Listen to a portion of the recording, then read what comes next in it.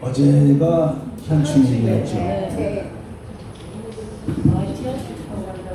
어제 국기 개항하신 분 손들어보세요. 그래도 역시 우리 대학에 다니시는 분들은 다르시네요. 여러분이 제가 또 어저께 현충일이니까 이제 완전하지 않고 조기를 개항하는 거죠. 그 단면서 보니까 아무도 우리 근처에는 아무도 안 가는 것 같아요. 그래서 나와서 보니까 한식이 다 왔더라고요. 그래서 참 씁쓸했습니다. 어제 10시에 사이렌 울린 거 들으셨어요? 네. 문명하신 분 손들어보세요. 어우, 야. 역시 우리 대학에 다니시는 분들은 다릅니다.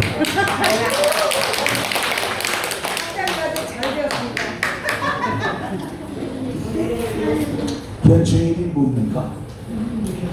우리 국가를 수호하기 위해서 목숨을 바쳐서 나라를 지킨 우리 영령들을 기리고 그분들의 뜻을 이어가자는 것이 현충일이 되죠.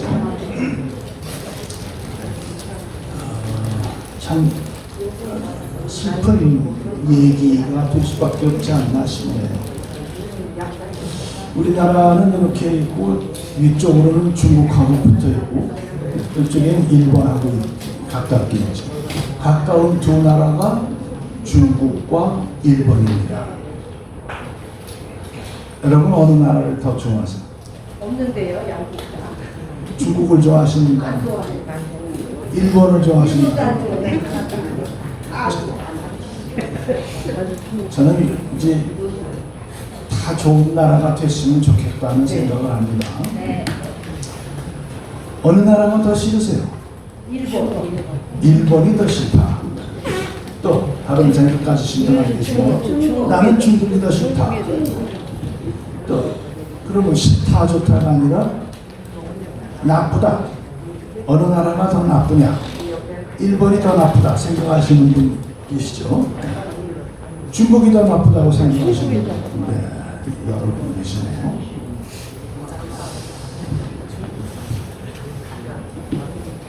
(503대 36입니다) 뭔 말인지 잘 모르시죠? 503년 동안 우리나라는 중국의 속국이었어요. 그 뒤에 39년, 정확하게는 35년쯤 됐는데 36년은 일본의 속국이었어요. 우리는 참 속국의 역사가 길죠? 네. 중국이요. 고려 때만 해도 최영 장군 저 고려 말에는 어땠습니까? 중국을 정벌하러 가자고 그랬죠. 그러다가 이제 이성계가 위화도에서 회군해가지고 정권을 잡으면서 중국 명나라하고 친해지는 이런 걸 볼 수 있습니다. 역사적으로 어느 게 옳다 그르다 이런 거는 생각할 수가 없고 역사의 가정은 항상 없죠. 그런데 조선이라는 나라는 어떤 나라였냐 한번 생각해 보자고요. 1392년에 이성계 장군이 왕으로 딱 정권을 잡으면서 중국에다가 우리나라 이름을 정해 주십시오 그랬어요. 조선, 회령 이 두 개의 이름 중에서 좀 정해 주십시오 그랬어요.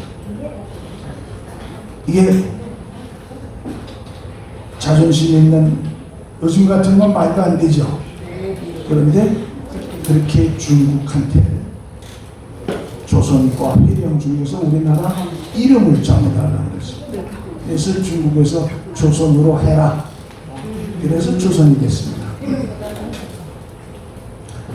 이런 거를 이제 우리가 참 생각해 볼 필요가 있다고 생각해요. 그리고 그 이후로 계속해서 우리는 중국하고의 관계가 어떤 관계냐? 우리의 상국, 우리 윗나라 이렇게 해서 거기다 조공을 바치면서 이러고 살았어요.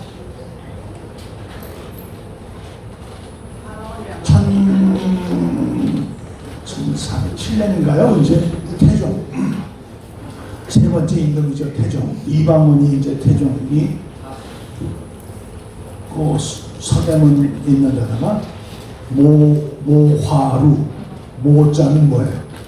사랑한다, 연모한다 이런 거죠. 흠모한다.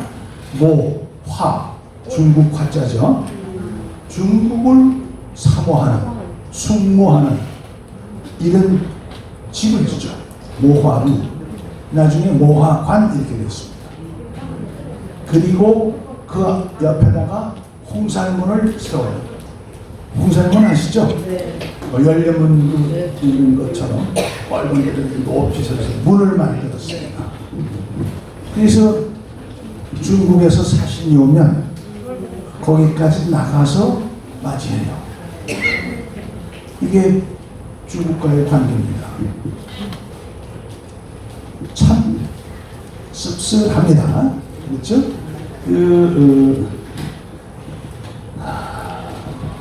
중국 503대 36 이거를 봤을 때 중국은 일본은 그래도 가면서 구슬에기라도 남겨놨습니다. 뭐예요? 무슨 발전소 댐이라든가 무슨 비료공장이라든가 뭐 이런 것들을 남겨놓고 갔는데 중국은 남겨놓은 건 하나도 없고 뺏어만 갔어요. 그렇죠? 세상에 병자호란 끝나고요. 우리나라 인구, 조선의 인구의 10%, 10분의 1을 끌고 갔어요. 가서 노예로 살고 여자들은 그냥 각종 구준들 시키고 접대도 시키고 뭐 이러면서 그래서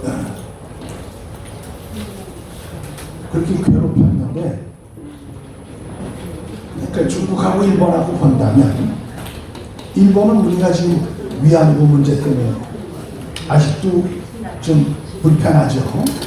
그런데 위안부가 있었다면 중국으로부터는 수십만 명의 환향녀 무슨 환자는 돌아오는 활자입니다. 돌아온다. 향은 왜? 고향이라는 향이죠. 고향으로 돌아가는 여자. 그럼 뭐냐? 병자호란 때 끌려갔던 여자들이 이제 다 써먹고선 돌려보내요. 풀어줬어요. 집으로 옵니다. 얼마나 가고 싶었겠어요.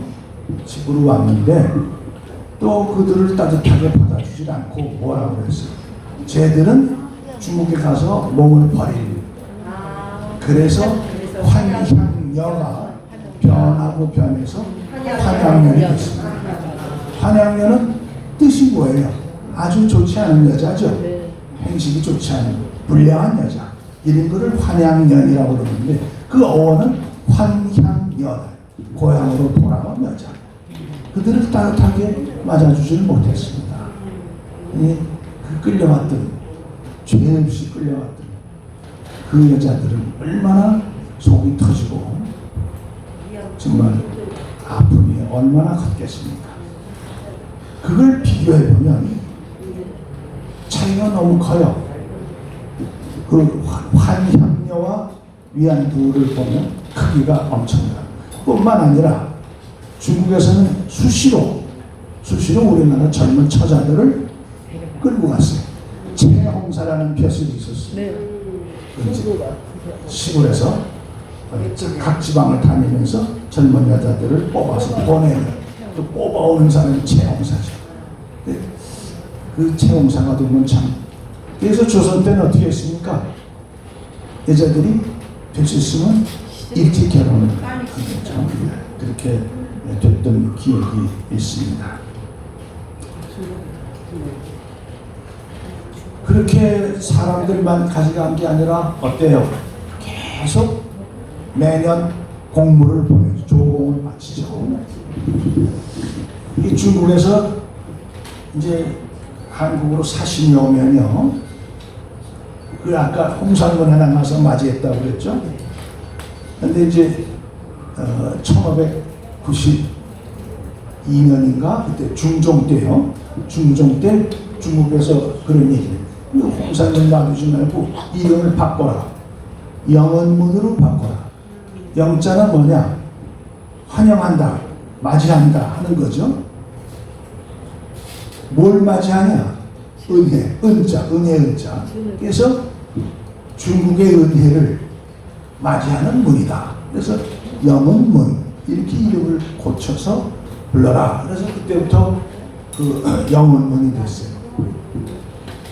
그러면 사신이 뜨면요, 사신이 오면 우리나라 왕이 영은문에 가서 사신을 맞이해요. 한나라의 왕입니다. 그 나가서 맞이해요. 서열이 사신이 더 높았어요. 사신이 뜨면 조선의 산천초목이 떨었습니다. 중국에서는 한국의 조선으로 사신으로 나가기 위해서 위에다 뇌물을 바쳐요. 저 조선으로 사신을 좀 보내주십시오. 그리고 그 뇌물을 잔뜩 바치고 그리고 어때요? 사신으로 오면 여기 와서는 뇌물의 몇 배를 뽑아가지고 가요. 그러니까 사신으로 나오려고 그러죠.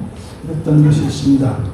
그래서 그 영원문에 가서 우리 왕이 중국의 사신을 맞이하고 해마다 조공을 보내고 또 사신은 그냥 막 쓸어 담아서 가지고 가고 이랬답니다. 미국의 대통령이 트럼프 시절에 중국의 시진핑하고 만났어요. 시진핑이 뭐라고 했는지 기억나세요? 한국은 500여 년 동안 우리나라 속국이었다. 우리 속국이라는 말은 표현하고 우리 중국의 일부였다. 그랬습니다. 그 말을 듣고 우리들은 엄청 분노했죠. 기억나세요? 몇 년 전 얘기입니다. 시진핑이 그렇게 얘기를 했어요. 그러니까 우리는 그 말을 듣고서 그냥 속에서 막 불이 나고 앞에 있으면 두들겨 팰 텐데 그런 마음이었습니다. 그래서 그때 우리나라에서 특사로 중국의 특사를 보냈을 때 한나라의 대통령이 특사를 맞이하면 대등한 위치의 자리를 만들죠. 서로 마주 이렇게 대등한 자리를 만드는데 우리나라 특사가 또 누가 왔더라? 이해찬 씨가 갔을 때입니다. 그때 그놈들이 우리를 어떻게 생각하느냐? 이렇게 자기 시진핑은 이렇게 있고 신하들이 앉는 자리에 앉았어요. 우리나라 특사를. 그래서 또 분노했죠. 그러니까 중국 놈들인가요?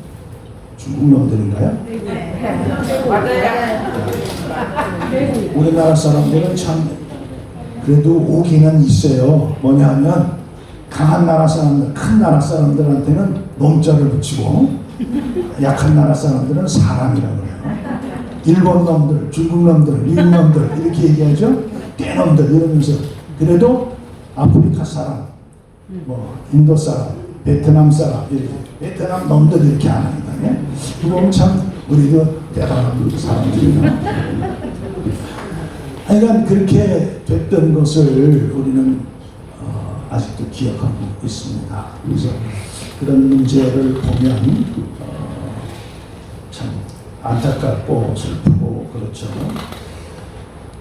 결국은 우리가 역사적으로 보면 좀 부끄럽고 치욕스러운 일이지만 조선이라는 나라는 무력을 버리고 스스로 중국의 밑으로 들어간 그런 나라였다. 이렇게 고려 때는 그렇지 않았거든요. 그래서 그런 나라였다 하는 것이 이렇게 생각이 됩니다. 중국의 속국으로 있다가 이제 속국이죠. 뭐 그렇죠. 조국 바치고 했으니까 이제 별강의 속국이다 마찬가지였는데 1894년인가요? 중국하고 일본하고 전쟁이 나죠. 이름이 청일전쟁입니다. 청일전쟁에서 청나라는 자기네들이 이길 줄 알았는데 졌어요. 그래서 일본한테 딱 졌다 그러면서 그 이듬해 1895년 4월 17일이요. 그때 일본 시모노세키에서 누굽니까? 우리 이등방문 이토 히로부미 안중근 의사한테 총 맞아 죽은, 우리나라에서는 그놈이 죽일 놈이죠. 근데 일본에서는 대단한 영웅입니다. 도요토미 히데요시 풍신수 임진왜란때 쳐들어왔던, 우리는 죽일 놈이죠. 근데 거기서는 아주 영웅입니다. 어쨌든 간에 시모노세키에서 그 이등방문 이토 히로부미하고 청나라의 이홍정 대신이 만나서 협약을 맺습니다. 시모노세키 조약인데, 그때 청나라는 조선이 완전한 자주 독립국임을 선언한다 이렇게 되어 있어요. 그러니까 뭡니까? 1895년이 되어서야 중국으로부터 독립이 된 겁니다.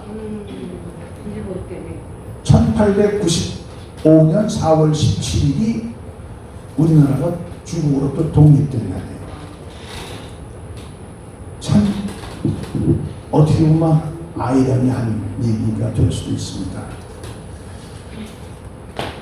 그래서 이제 그 영원문이 있던 자리에 독립문을 세워요. 그걸 헐고, 네. 사람들은 독립문 그러면 일본으로부터 독립을 기념하기 위해서 세운 문이라고 생각합니다. 많은 사람들이. 그러나 독립문은 일본으로부터의 독립을 기념하기 위해서 만든 세운 문이 아니고 중국으로부터 독립됐다는 것을 기념하기 위해서 당시에 서재필 박사 기억나시죠? 서재필 박사가 중심이 되어서 그 자리에 그게 1847년 몇 년이더라? 그 1897년 그 독립되고 2년 뒤에 거기다 이렇게 세운 겁니다. 그것이 독립문이에요. 처음 들어봤어요.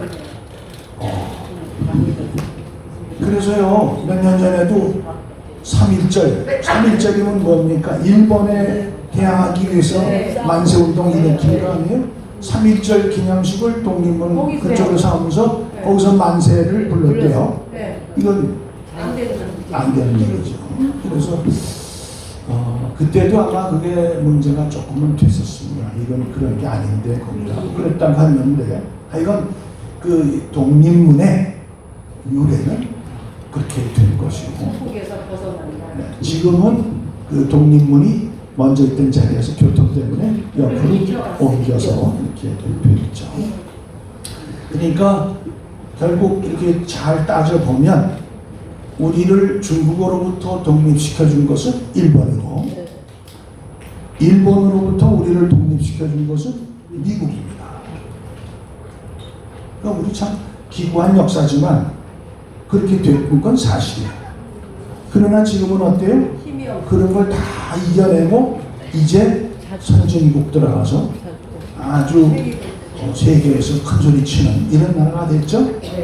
지난 시간에 제가 나라를 얘기할 때 선진국, 후진국, 일본, 아르헨티나 이랬었는데, 저는 바꾸자. 선진국, 후진국, 한국, 아르헨티나 이렇게 하자고 얘기했던 기억나세요? 예, 그렇게 됐으면 좋겠는데 그에 못지않게 지금 한국이 대단한 나라가 됐죠. 그랬더니 중국입니다. 그런데 그 중국이 모택동이가 이제 이거 마오쩌둥 모택동이가 중국을 장악하고 나서 북한은 김일성이가 이제 장악을 했죠. 그 짬짜기를 하는 거죠. 그래서 1950년 6월 25일 새벽 4시에 38선을 넘어서 다 침공해 오잖아요. 이렇게 시작된 게 뭡니까? 6.25 전쟁, 한국 전쟁입니다. 그때 북한 혼자서는 쉽지 않았어요. 소련도 있고 중국도 있고 그래서 중국 많은 군사들이 왔었죠. 그래가지고 한국 전쟁이 일어났던 겁니다. 6.25 전쟁이 일어났던 거죠. 우리는 참 우리가 쉽게 이겨낼 수 있지 않았을까 이렇게 생각도 했지만 결코 그렇게 쉽지 않고 전쟁을 3년이나 끊었죠. 상당히 고생했던 그런 겁니다. 지금 우크라이나하고 러시아하고 1년이 넘었죠. 참 어마어마하더라고요. 오늘 아침에도 잠깐 그 유튜브에서 보니까 그 수도, 우크라이나의 수도에 도로에서 이렇게 차들이 이렇게 신호를 받고 가는데 위에서 미사일이 떨어지더라고요. 그것이 찍혔어요. 그래서 야, 이게 참 얼마나 황당한 일인가 했지만 우리나라도 그랬죠.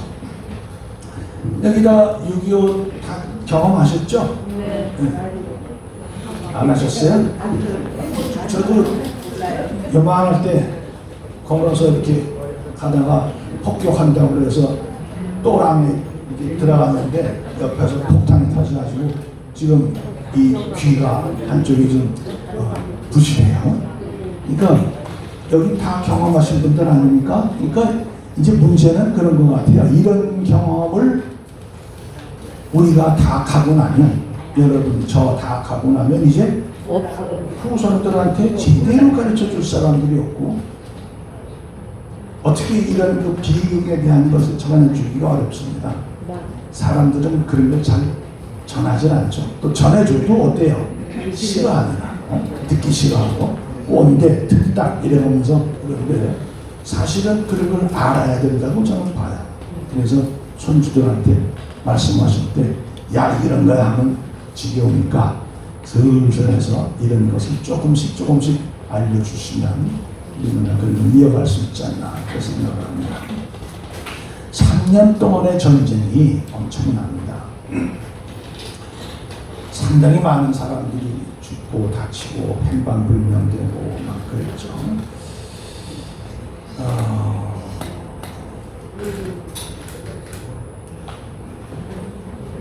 아마 여러분이 다 6.25 전쟁에 대해서 대개는 기억을 하시고 또 주위의 어른들 이런 분들한테서 얘기를 많이 들었겠지만 참고적으로 어제 현충일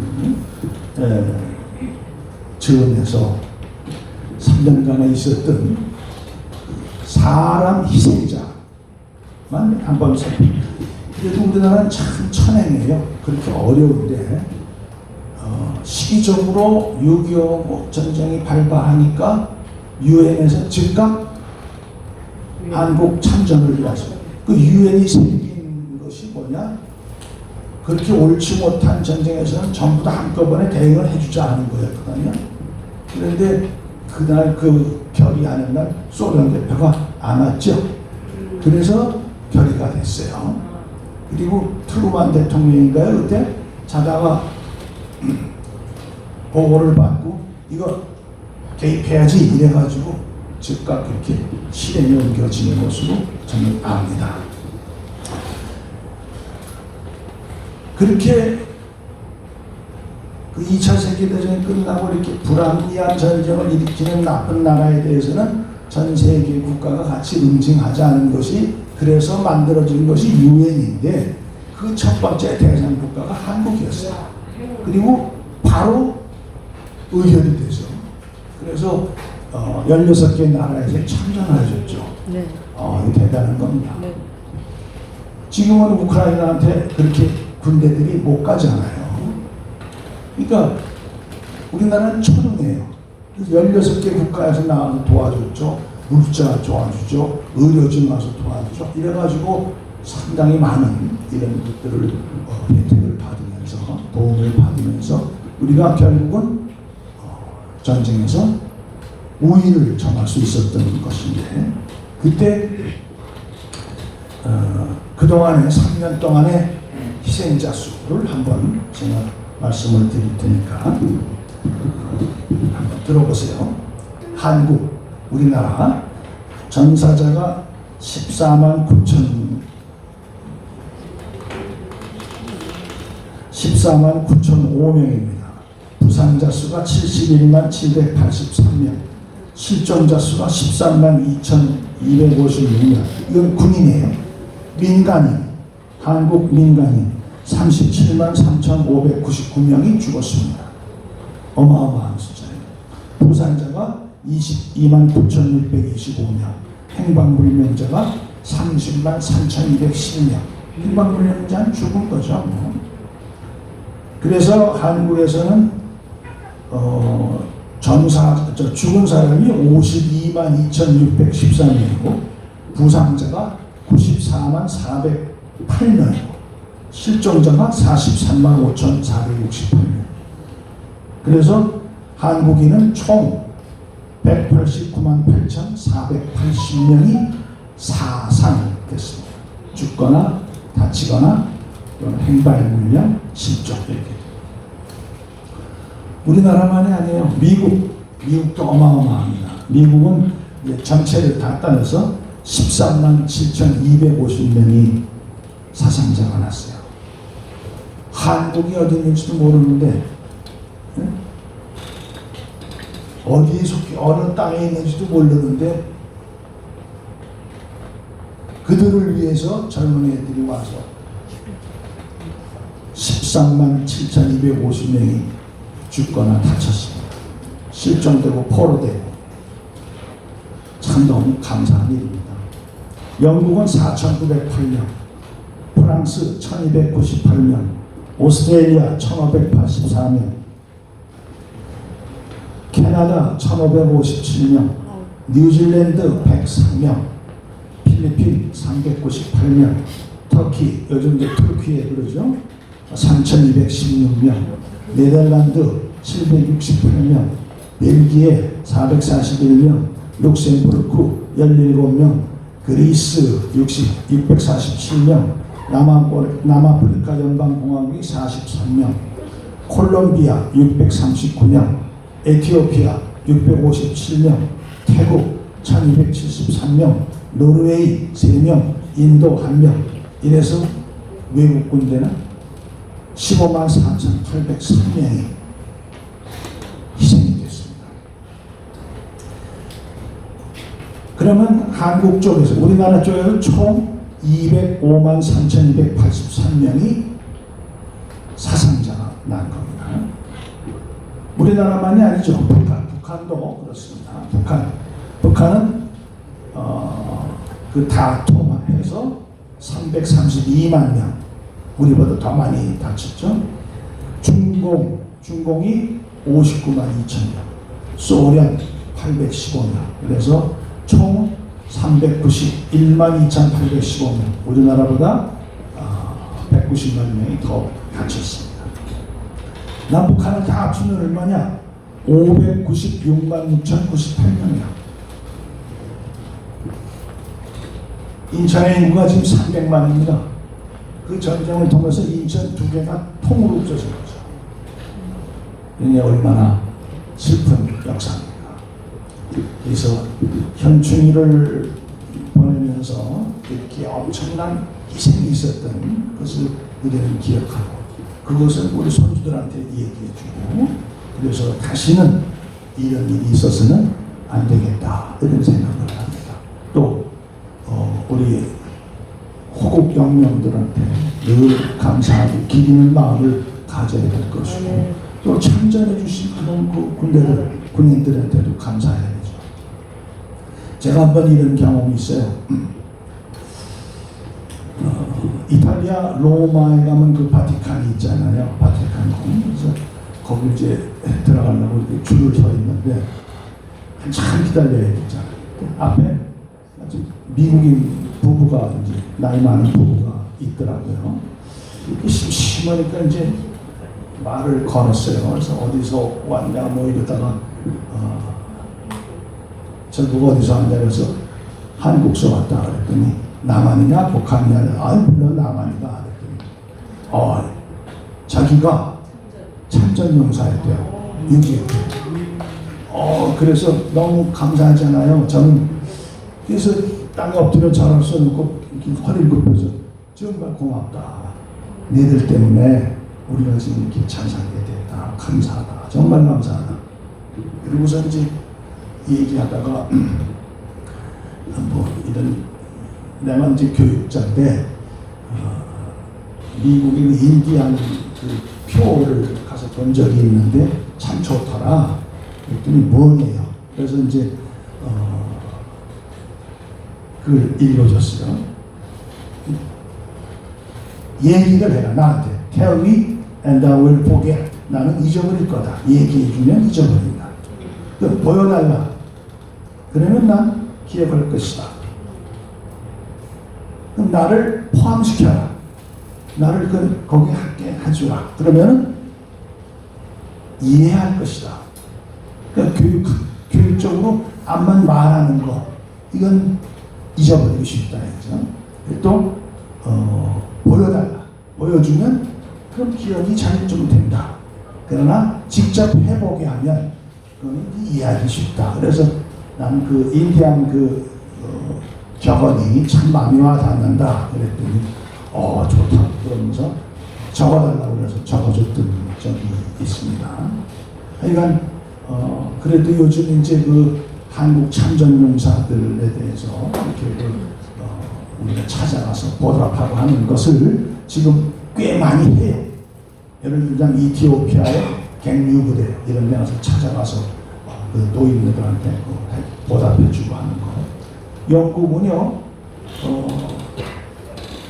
정전 기념일 7월 27일이죠. 그런데 그 노병들이 모여서 아주 엄숙하게 이 전쟁에 대해서 기억을 하고 그것을 회상하고 기립니다.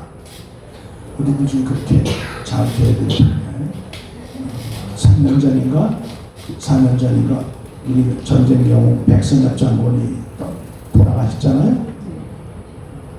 그래서 제가 빈소저 인천에 분향소가 있어서 갔어요.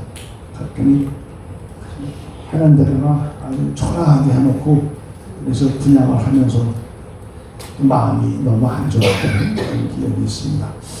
미국의 맥카더 장군은 돌아가신 다음에 7일 동안 국장으로 이렇게 했는데 우리 백선엽 장군은 그렇게 못해드려서 참 마음이 너무 아팠다 하는 생각까지도 같이 하면서 우리 현충일을 기억해서 우리 국가에 대한 생각을 다시 한번 해보고 우리가 어떤 마음으로 살아야 될 것인가.